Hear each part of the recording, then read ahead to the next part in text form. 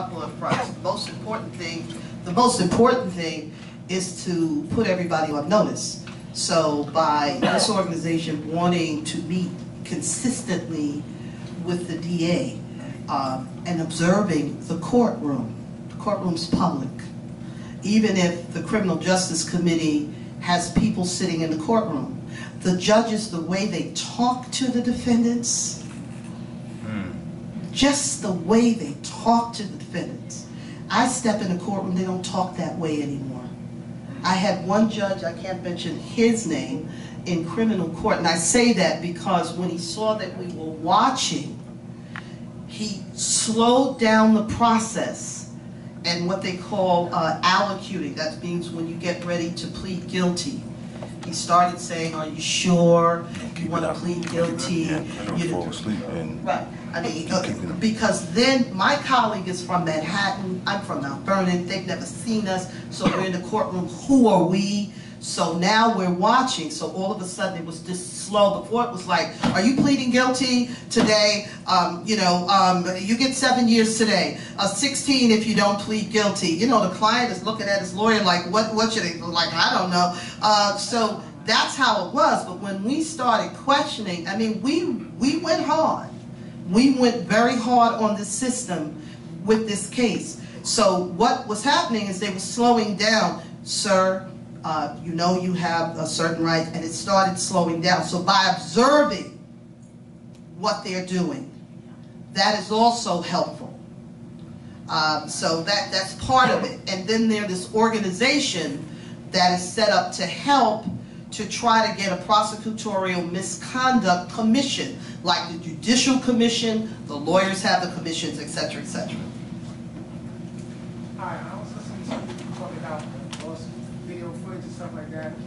So I'm thinking like, how do they change like policy and procedures? Is there anything in place where, like say for instance, they say they have videos, and once the lawyer, the client obtains a lawyer, is it supposed to be turned over to them? So now, if it disappears and stuff like that, somebody should be held accountable. Like, all right, you did say you have videos, and you have like...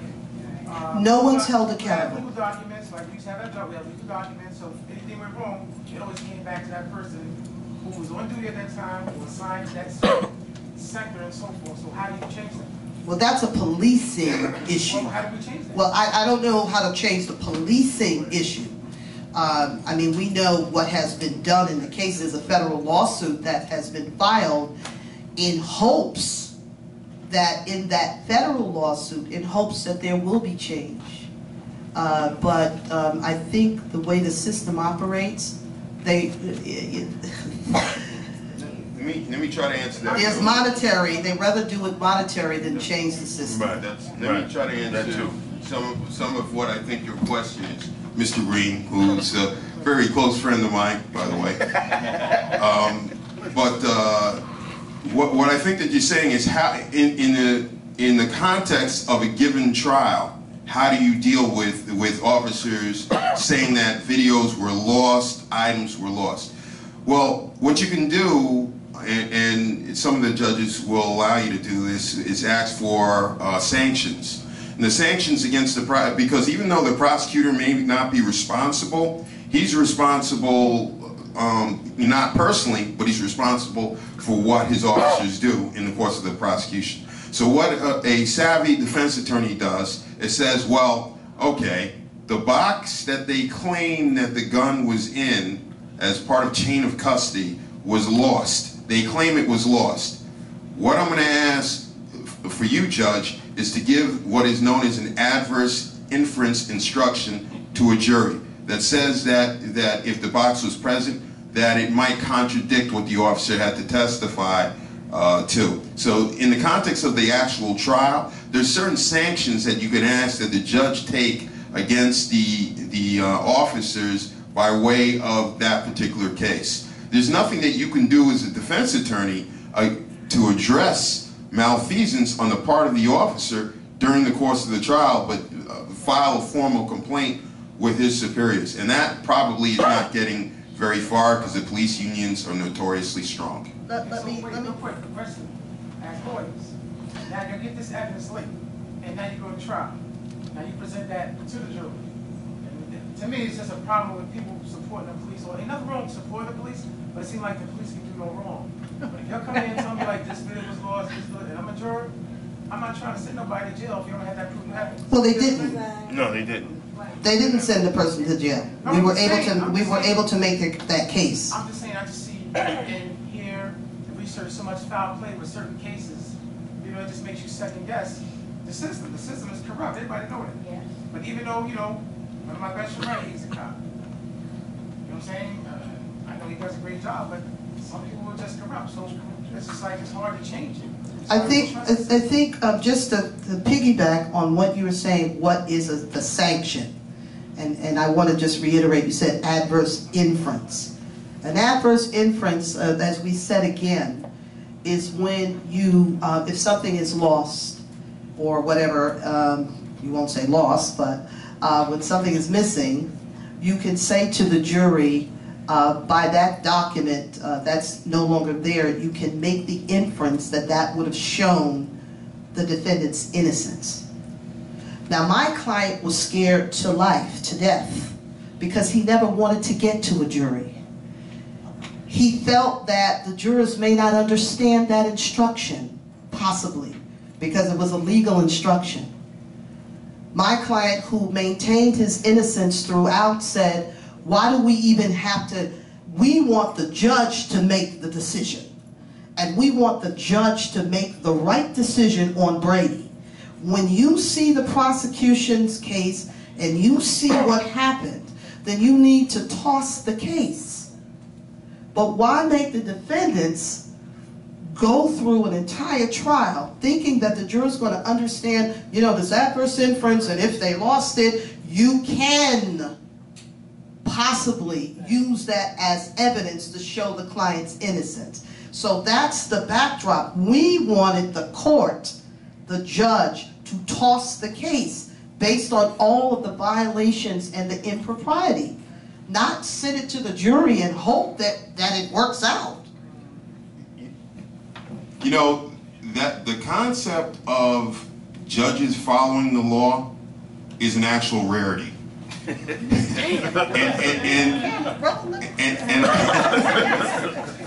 I say this with all due respect to the criminal justice system, but at the end of the day, these are political positions, and the judges have to own, and especially here in Westchester County, because they want to seem as though they're an arm of law and justice and police, so on and so forth. And so it's no wonder when you think of due process and trials that police officers that are accused of crimes, they don't ask for jury trials. No, they don't. They ask for bench trials. That's right. Because there's no judge who's going to find them guilty of virtually any crime in 99% of their cases. So defendants don't have that same luxury. They can't say, judge, you know, I'm accused of this egregious, heinous crime, and I want you to acquit me because of the malfeasance of the officers. That's not going to happen, because the judges don't have that kind of courage to do the right thing. They're going to do the expedient thing, the politically expedient thing, which is going to get them reelected. All right? So when it comes to the cops, they'll acquit because they have to work with the cops. They have to work with the DAs. That's a natural tendency, and we have to be realistic. One of the things that you can do as members of the public is to show up. Show up at trials. Show up at a trial where you think you had Selwyn that went to trial 5 times. There should be people to the front of the courthouse with signs protesting why this individual is being, because that's unprecedented. That somebody's going to trial 5 times. Clearly there's a problem. Clearly that maybe it's time to let it go. But the DAs don't do that because they don't want to be looked upon as being soft on crime. Your brother in the back. Sorry. Good evening, everyone.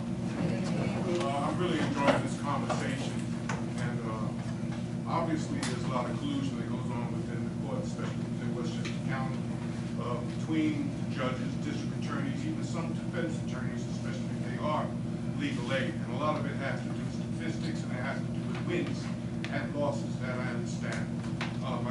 is in regard to the fact you have United States laws, different states have their own laws. New York State happens to be more strict than a lot of other states, and Westchester County is an altogether different story in itself.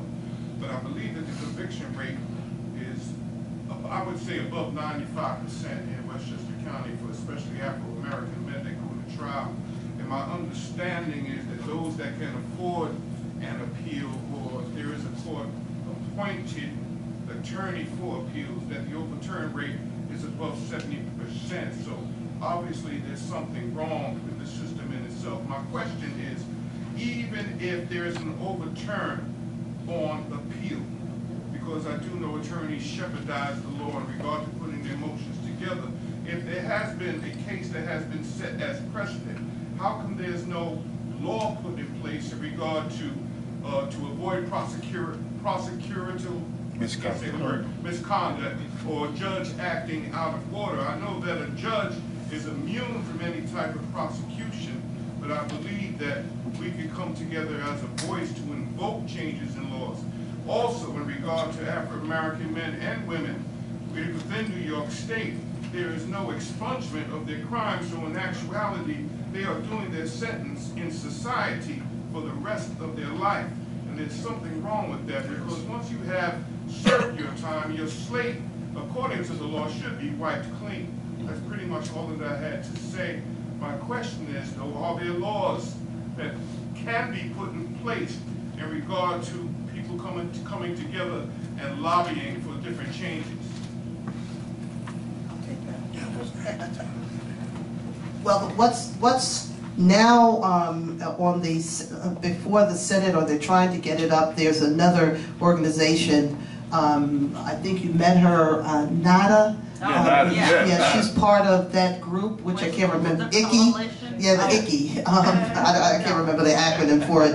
But this is an organization, because I was in Albany, and they were going to each member of the Senate, and they were going around to various other assemblymen to lobby for a prosecutorial misconduct commission. The problem is we're scared. You know, you want no chasers, I'm going to give it to you. You have to have complaints. Right. People are fearful of having complaints against judges. People are fearful of having complaints against police officers. People are so fearful of all of these things, so nothing changes. So, for example, if you have a judge, there is a judicial misconduct commission. And, you know, you can file a complaint against the judge if he or she is disrespectful. I know that a judge that I was before grew up in Mount Vernon, so she had a perspective about when Mount Vernon was, what it was like when she was there. And that look of Mount Vernon, the perspective is she was pissed off that it didn't look like that now. So she had a perspective about Mount Vernon because she came from Mount Vernon. So you guys have to be, I think, more active in the court system and advocate for a commission on prosecutorial misconduct commission. And the fight is going to be hard. I mean, you ask, for example, you meet with Anthony Scarpino, the DA. Are you for a prosecutorial misconduct commission? Why don't you get behind that? Maybe you want to ask them that. You know, to follow up on that, you gotta hold them to their obligation. And what I mean by that, they're public servants, right? The DAs work for you. They're elected positions. The judges work for you. They're elected positions. All right, so they may go around to solicit in terms of fundraisers every 10 years when it comes for time to get reelected. But my point is that everyone gets policed. Defense attorneys get policed by the bar, the grievance committee. All right. All attorneys. Judges get policed by the judicial grievance commission. So, I filed complaints against judges. I'm routinely hated in many courtrooms in Westchester County, Bronx, Rockland. I filed judicial complaints. I am not a stranger to that. I'm known for doing that because I'm very big on requiring that level of respect for clients. Yeah. And then you. I don't know if most folks know, this year, during the election coming up in November, they're looking at changing the New York Constitution. Okay? It's a very big issue because the governor is pushing that to make certain changes. Since you guys are lawyers, what criminal aspect of the Constitution, okay, will be changed if the governor gets his way? How will it affect us? I have no idea what the governor's gonna do.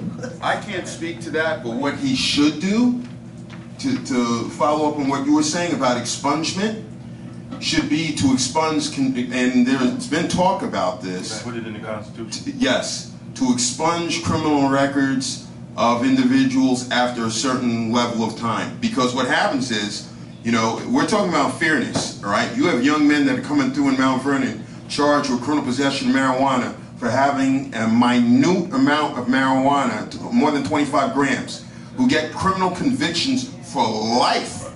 For life. If they don't have youthful offender status, they could be 17, 18 and have a conviction that shows up 30 years later when they're going to apply for a federal job, for a state job, for something in aviation, whatever it happens to be. That shouldn't happen. Especially it shouldn't happen because when it comes to marijuana, they're now looking to push to legalize it so that they can make millions of dollars off of it. But these young men and women have to take convictions for the rest of their life for the same thing. Something is wrong with that. And we're drawing analogies, and this is what we sit back and talk about in the bar rooms, not bars, but bar rooms and bars among our colleagues. So for example, you know, you have this, we see a difference with the opiate or opioid, what do you call it? Crisis. And that it's decriminalized, but crack wasn't. You see, you have to stand up for this inequality, and I want everybody to get treatments that's needed. But folks that had a crack vial, they left here for a long time. But now there is a push for the opium epidemic to get funding for treatment and not criminalizing the possession of it like they criminalized crack. So I'm saying, my sisters and brothers, whether they're Caucasians or not, the beauty of that jury that I was in front of, they got it. Okay, they got what happened in our case. And they just left and went back on wherever. They didn't look at us or anything, and they walked out. But they did their job, and they're not stupid. And we have to put it to you guys that this is the kind of inequities that we're seeing. Billions of dollars are coming in for health care for this epidemic that we believe is challenging the Caucasian community. We've never heard of the opiate epidemic in Harlem. I mean, and I know it exists, but crack was the issue. And young men were going, and matter of fact, they upped the punishment in terms of one crack vial and the weight. So we're only pointing out, because at some point I'm retiring, I'm out, you know, he's going to go off, and if we won't be here to fight the battle. So you guys collectively have to fight this battle. Are we going to take one more question? I just And have, then we're going to, because it's almost 9 o'clock. yes, I just have one question. Who would sit on, what type of people would sit on that review? That you're, the prosecution review? Like, who would sit on there? I'm just curious. Well, what they're proposing is a Right. cross-section of the community. Lawyers, you know, members of the community. So it's a cross-section. And their whole, they would review cases, say somebody had a complaint, they would review cases, et cetera, et cetera, et cetera. I think it's needed. There's no oversight for the prosecution. And I was a prosecutor. This gentleman, my colleague, was a prosecutor. I guess it would be kind of like the Civilian Complaint Review Board, similar to that, but it would be a great way to keep DAs honest. And one final thing, when you're talking about conviction rates, because it's an illusion, when they talk about conviction rates, the conviction rates come primarily from plea bargains. People plead out. The majority, if people were to stop taking as many pleas, they would halt the system.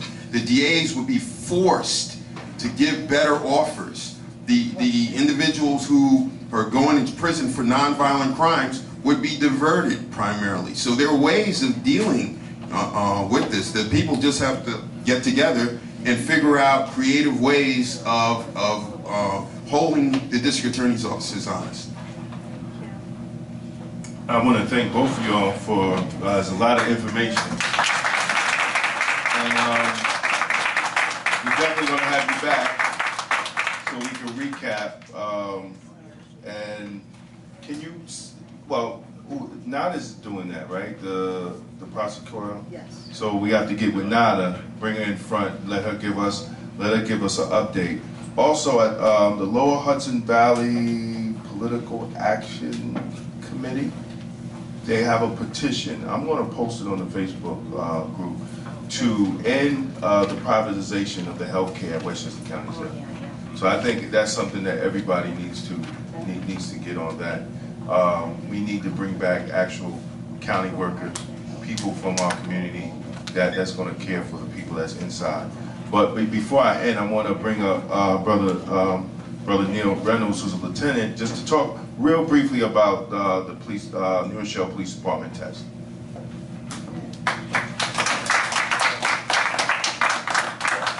Thank you. Can everybody hear me?